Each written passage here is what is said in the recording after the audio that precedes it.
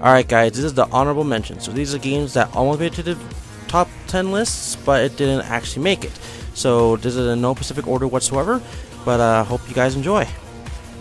So Xenoblade Chronicles 3D is just basically the same exact game from Xenoblade Chronicles on the Wii, and it just enhances the gameplay, and you can also play it on mobile, which is the only cool thing about it really, but I don't really think it's supposed to be on my list of the top 50 games of the year, because honestly, there's nothing really much to it that's brand new. There's no amiibo support for your amiibo Shulk, which I'm not aware of, and really it's the only game for the new Nintendo 3DS XL, which there's really no other game that's supporting that other than games that you can play on the regular Nintendo 3DS, so I don't really see it as a game on there, but it's a pretty good one anyways. So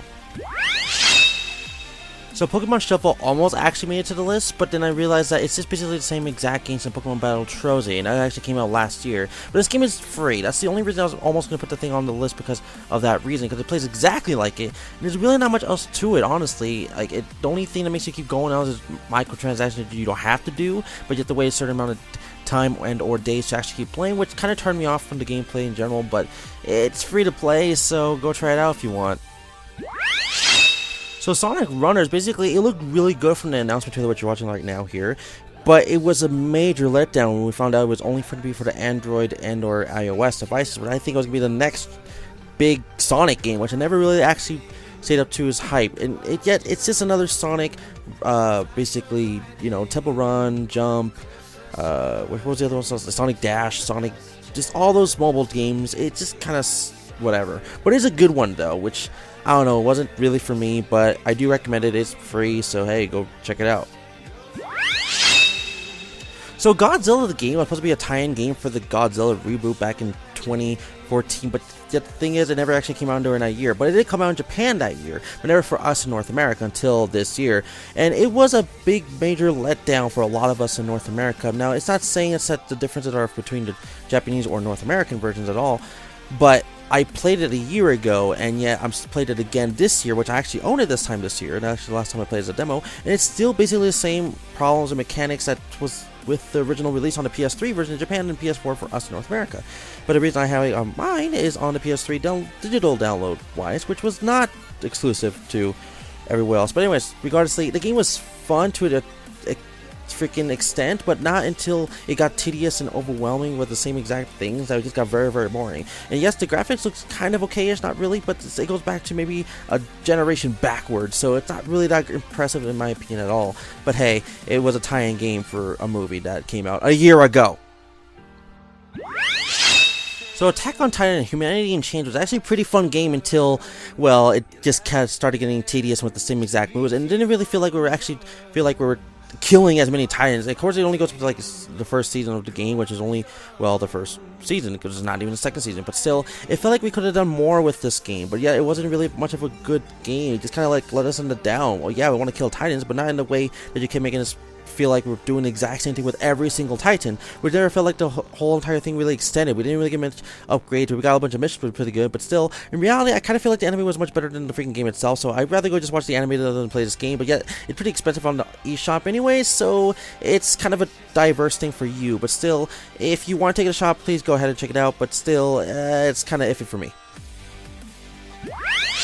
Persona 4 Dancing All Night was actually a pretty good idea, but the thing is, it kind of reminded me of a lot of Hatsumika Project Diva F anything, and all the Hatsumika Project games anyways, but realistically, the game did try to make its RPG kind of elements into the game, which I was interested in it, but then when I realized how it wasn't as great as the game, it was like that way I thought of it would have been, but I'd rather just go play Hatsumika Project Diva F. If not, it's a pretty okay game, but it didn't make it to my list, so I'm sorry.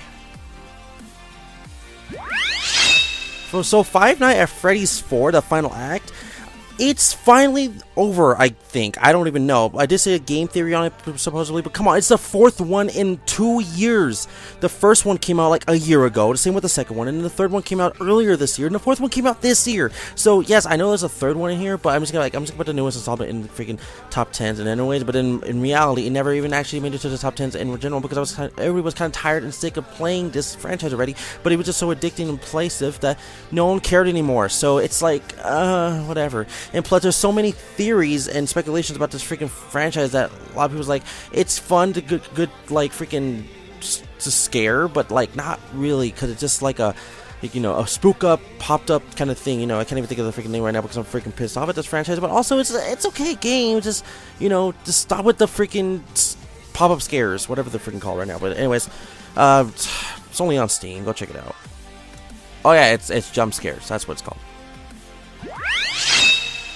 So Dr. Mario Miracle Cure, it's a fun game. I mean, it actually does extend on all the other Dr. Mario games in general, including from Dr. Luigi, which I did really like 2 years ago. And then this one does kind of like some kind of, it's a miracle cure, which kind of like drops one big ass circle thing into the middle, and then it kind of like just kind of fills in the spots, which I think it's a pretty clever move.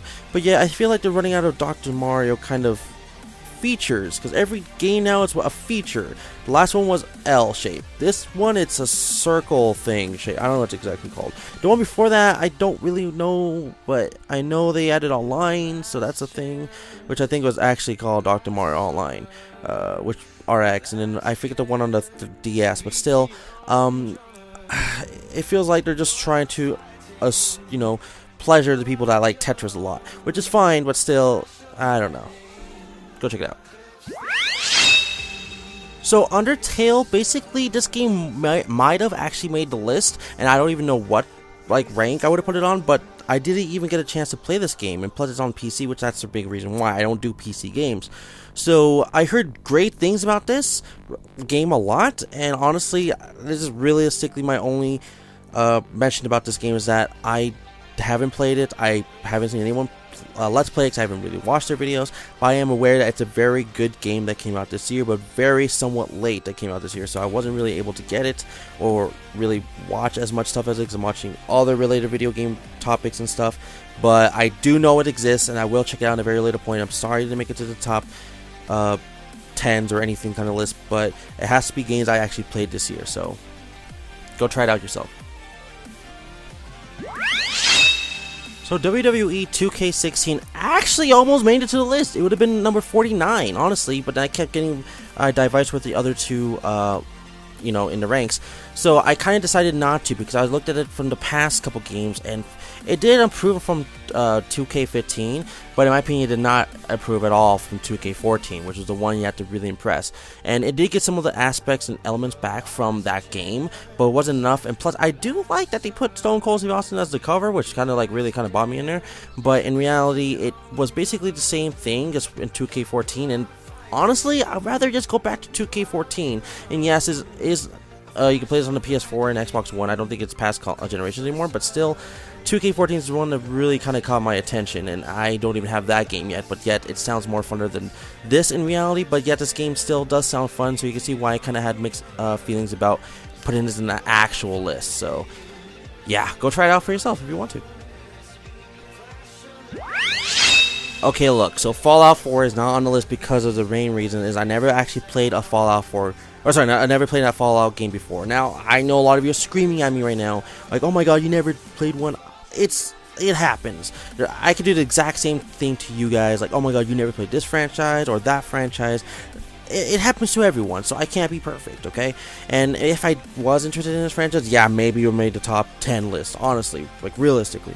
I've seen so many people actually add that game to their top 10 list, and never actually made it to number 1. I've seen something else I really despise, The Witcher, but still, I just can't add it, and plus, I never actually played it, so I can't add it for that reason, but I do know its existence and how hyped it was back at E3, and honestly, I'm sorry, but I just need to be impressed by the gameplay, which I'm not saying it's not impressive, but I never played it, just like Mass Effect, which I do not want to play Mass Effect. To me, it does not interest me at all, but, I just have other opinions and aspects. I'm just not seeing into this game that I want to play just yet. I might be wrong, maybe I actually have to give it a chance, but still, that's just my own personal feelings and opinions about the game, so I'm sorry about that, but hopefully that doesn't get you mad at me. Even if it does, I am very, very sorry. So I'm just being totally honest with you guys. So, Animal Crossing Happy Home Designer. Okay, just the name kind of turns me off from the game. Happy Home Designer. I don't want to design a house. If I was, I would be, well, a home designer. That's seriously what this is. I get that. I get the point of it. But still, I was never really that interested in Animal Crossing. Yeah, it's an interesting franchise. I have basically all the games except for 2 of them, which is the games that came out this year. But in reality, it's just not appealing. It doesn't look like the other Animal Crossing games, which I get.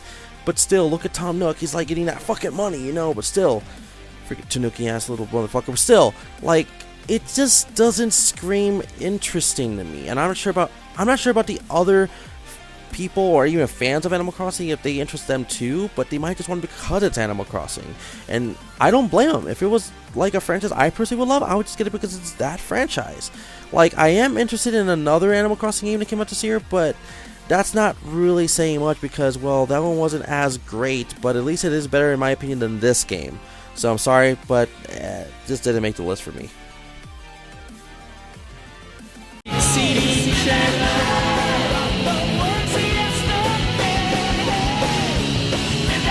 Chaos Control!